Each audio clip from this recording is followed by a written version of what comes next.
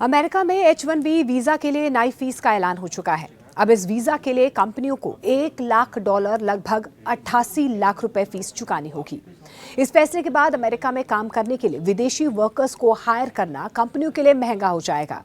ऐसे में भारतीय युवाओं के मन में यह सवाल उठ रहा है कि अगर अमेरिका जॉब का विकल्प महंगा हो गया है तो वे किस देश में स्किल जॉब के लिए जा सकते हैं। अमेरिका की जगह अब कई ऐसे देश हैं जहां पर स्किल्ड वर्कर्स को आसानी से वर्क वीजा मिलता है और बेहतर वेतन और सुविधाएं भी मिलती हैं। पिछले साल 80,000 से ज्यादा भारतीयों ने H-1B वीजा के लिए नए आवेदन किए, जो गैर नागरिकों के लिए संयुक्त राज्य अमेरिका में विशेष पेशों में रोजगार पाने का एक सीधे तौर पर मार्ग है। अमेरिकी राष्ट्रपति डोनाल्ड ट्रंप ने अब 21 सितंबर के बाद पहली बार किए जाने वाले सभी यानी कि H-1B वीजा आवेदनों पर $1 लाख लगभग 83 से 88 लाख रुपए की भारी भरकम फीस जो है उसे अनिवार्य कर दिया है, जरूरी कर दिया है। इसका असर लगभग 1 लाख कुशल भारतीय कामगारों पर पड़ रहा है। खासतौर पर अगर हम बात करें तो स्टेम की यानी कि साइंस, टेक्नोलॉजी, इंजीनियरिंग और मैथ के क्षेत्र के जो लोग हैं वो सबसे ज्यादा प्रभावित होंगे।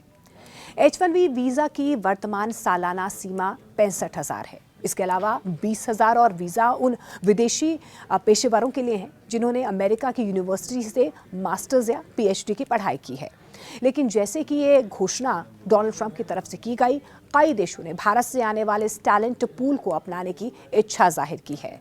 उन्होंने संकेत भी दिए हैं कि नए वीजा नियम बनाए जा सकते हैं ताकि इन कुशल भारतीयों को अपने यहाँ पर लाया जा सके। जो स्किल्ड भारत की है, अमेरिका में यूज नहीं हो रही है, तो दूसरे देशों की तरफ से ये कहा जा रहा है कि हम इस जो भारतीय स्किल्ड लोग हैं उनका इस्तेमाल हम कर सकते हैं। उनके लिए नए वीज़ाज जो हैं, नए तरीके से वीज़ाज जो हैं हम कुछ ऐसे बना सकते हैं, जॉब वीज़ा, जिससे आसानी से जो स्किल्ड भारतीय हैं उन्हें हमारे यहाँ पर नौकरी मिल सके।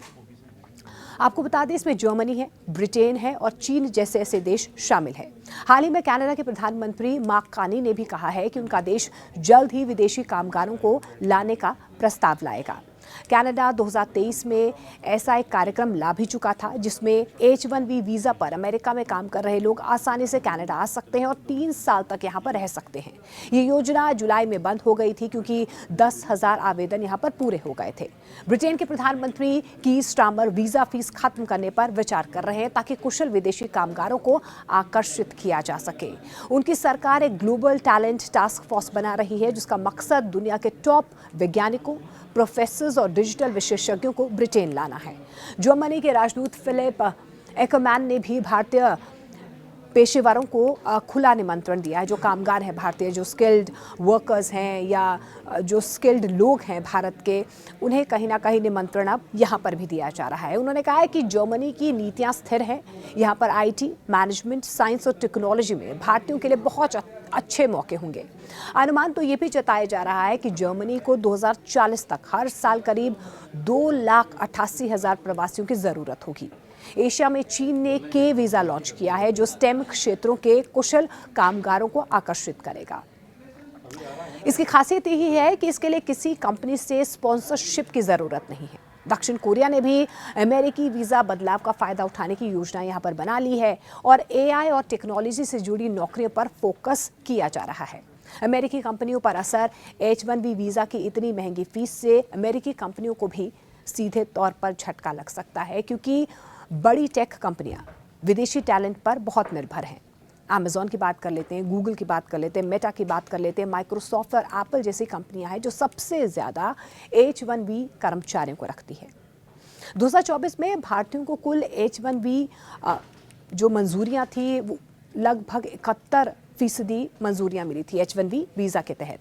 इसके अलावा एशिया में काम करने के लिए सिंगापुर सबसे बढ़िया विकल्प है। यहाँ पर स्किल्ड वर्कर्स को एम्प्लॉयमेंट पास यानी कि एम्प्लॉयमेंट का जो पास है EP मिलता है, जिसमें आप बैंकिंग हो, IT हो, मार्केटिंग हो और तकनीकी क्षेत्रों में सिंगापुर में जॉब कर सकते हैं। यहाँ पर आपको अच्छे मौके मिल सकते हैं। इसके अलावा यहाँ पर वेतन भी अच्छा है, जीवन स्तर भी बहुत अच्छा है। वीज़ा प्रक्रिया सरल होने की वजह से यहाँ पर काम करना भारतीयों के लिए थोड़ा आसान भी है, सुविधाजनक भी है।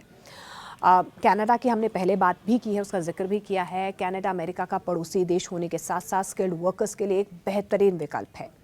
यहाँ पर फेडरल स्किल वर्कर्स प्रोग्राम यानी कि FSWP के तहत विदेशी वर्कर्स को आसानी से वर्क वीज़ा मिल जाता है। फिर वो IT कंपनीज हो, इंजीनियरिंग्स हो, तकनीकी सेक्टर्स हों, कनाडा काफ़ी अच्छा विकल्प आपको दे सकता है। कनाडा में काम करने वाले वर्कर्स को आसानी से परमानेंट रेजिडेंसी यानी कि PR भी मिल जाती है। इसके अलावा जर्मनी को यूरोप का आर्थिक इंजन कहा जाता है। मैन्युफैक्चरिंग और इंजीनियरिंग सेक्टर में जर्मनी में स्किल्ड वर्कर्स की काफ़ी मांग है, काफ़ी डिमांड है। यहाँ पर जॉब सीकर वीज़ा मिलता है, जिससे 6 महीने तक देश में रहकर आप जॉब ढूंढने का आपको मौका भी मिलता है। आप यहाँ पर जॉब भी ढूंढ सकते हैं और उसके बाद आपकी जॉब लग भी सकती है। जॉब मिलने के बाद इसे वर्क वीज़ा में बदल दिया जाता है। तो पहले तो आपका जॉब सीकर वीज़ा, जिसमें आप जॉब को ढूंढते हैं, उसके बाद इसको तब्दील कर दिया जाता है जॉब वीज़ा में, यानी कि जॉब मिलने के बाद इसे वर्क वीज़ा में तब्दील कर दिया जाता है, जिससे आसानी से आप जर्मनी में काम कर सकें। इसके अलावा EU ब्लू कार्ड प्रोग्राम के तहत भी विदेशी वर्कर्स जर्मनी में आसानी से काम कर सकते हैं।